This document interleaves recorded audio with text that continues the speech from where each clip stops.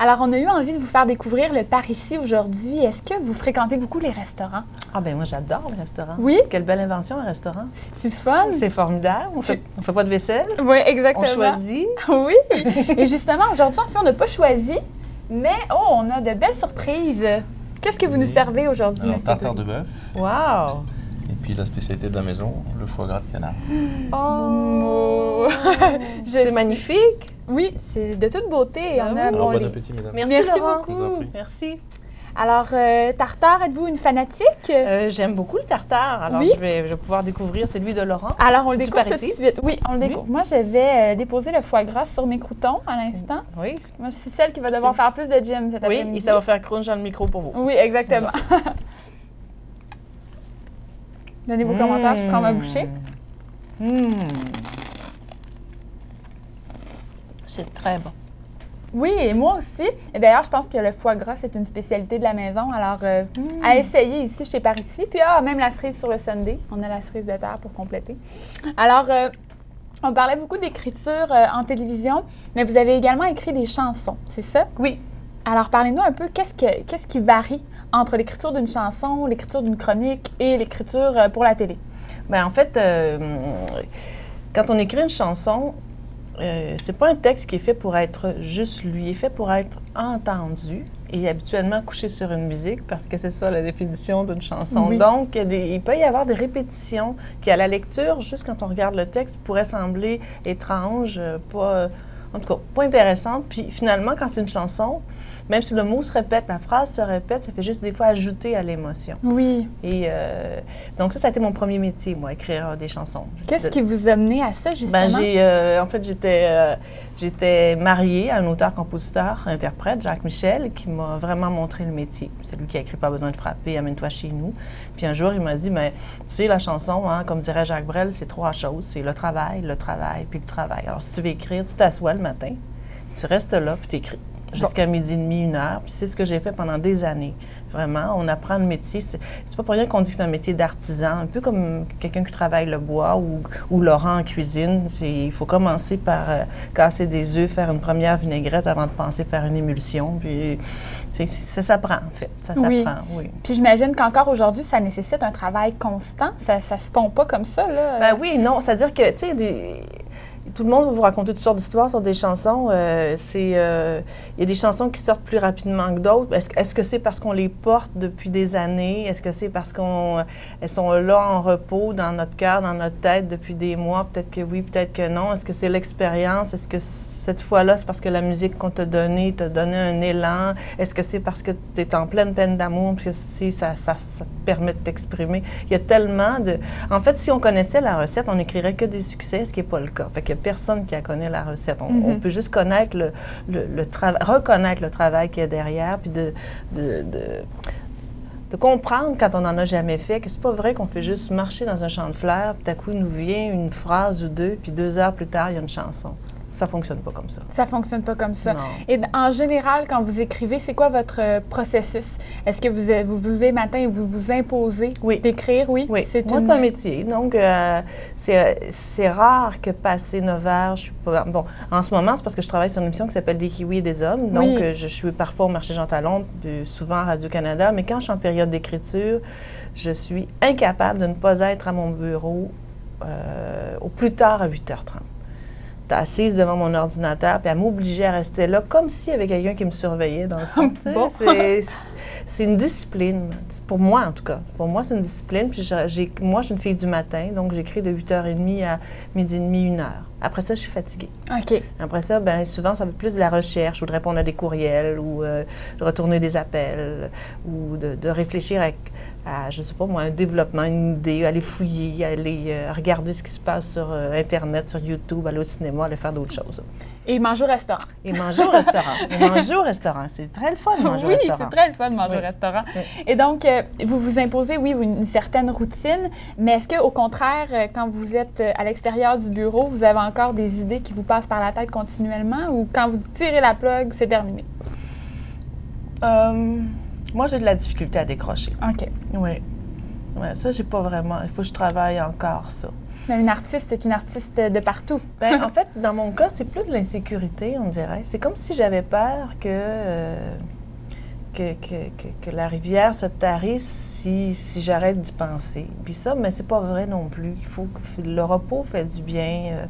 Mais on dirait qu'il faut que je parte pour décrocher. Tu sais, que je parte physiquement en voyage ou à l'extérieur. Là, je vais être capable de décrocher. Décrocher au point que quand je reviens, je me souviens même pas de mon mot de passe d'ordinateur. Oh, mon Tu Dieu! sais, je m'en souviens plus, là. Il faut que je recommence à me réintégrer. Puis est-ce que vous voyagez beaucoup? Est-ce que vous partez beaucoup. souvent? Ça dépend des moments, mais par exemple, en janvier, je suis allée au Vietnam toute seule pendant presque un mois. Wow! J'avais envie de là aussi, de sortir de ma zone de confort. Tu sais, j'ai 54 ans, puis je me disais, bon, ben il faut que je fasse quelque chose qu'on fait peut-être plus quand on a 20 ans, 30 ans. Moi, mes enfants sont grands, je peux me permettre de partir la tête tranquille, puis d'aller me rencontrer aussi, donc d'aller dans un pays où on parle ni français ni anglais, ou alors très peu. Puis j'étais face à moi-même, puis une grande leçon d'humilité, parce que là-bas, ils sont 83 millions de personnes, hein? 83 millions, puis ils vivent d'une autre façon, ils s'expriment d'une autre façon, et c'est ça. Donc ça confronte. Quand ça revient, je ne sais pas ce que ça va je suis encore trop près, là, je sais, on ne sait pas ce que ça nous donne à long terme, mais je sais que ça a été confrontant. Oui, puis au retour, est-ce que vous avez un regain d'énergie pour vos projets à venir? C'est pas comme ça que ça s'est produit. Non. J'aimerais ça pouvoir vous dire « Ah oui, hein? » Puis la réponse serait « Oui, non, ça se produit pas comme ça. Ça se produit comme plus une remise en question, là, de se dire « Bon, qu'est-ce que j'aime vraiment dans l'écriture? » Et dans quoi je voudrais mettre le plus d'énergie dans les années à venir? Est-ce que vous avez trouvé la réponse? Bien, c'est clair, pour moi, la réponse, ce serait d'écrire ce que je fais, par exemple, pour la radio, de revenir ou dans les chansons, écrire peut-être un roman ou des nouvelles, mais l'équation, c'est toujours en vivre à côté, en vivre. Puis au Québec, on a une réalité où il y a peu d'auteurs qui vivent de leur écriture. Il y en a, heureusement qu'il y en a. Mais il y a peu d'auteurs qui vivent ou qui vivent de chansons. Comme parolier là, de chansons, ça ne rapporte pas beaucoup écrire une chanson. Quand vous achetez une chanson sur YouTube à 99 sous, il y a 7 sous qui sont donnés aux auteurs, compositeurs, éditeurs. Trop peu. 3 sous et demi vont à l'éditeur. Et reste couper la 3 cents et demi en deux, donc 1 scène et 3/4 me revient à moi. Donc, quand vous l'achetez, vous ne la copiez pas, mais quand vous l'achetez, mettons que vous l'achetez, juste une bonne journée, vous l'achetez, ça me donne 1 sou et 3/4 pour avoir écrit les paroles. Donc, il faut en vendre beaucoup. Il faut le faire par passion. Pour aller au restaurant. Oui, exactement. Aujourd'hui, on vous paye la traite. Profitez-en. Tant mieux, je suis contente. Merci beaucoup d'avoir été là, Mme Désiel, et au plaisir de vous retrouver justement pour vos éventuelles passions. Puis on veut vous voir là, faire un projet qui vous tente profondément. Merci beaucoup, c'est gentil. Bonne dégustation encore. Merci à Parisis. Oui.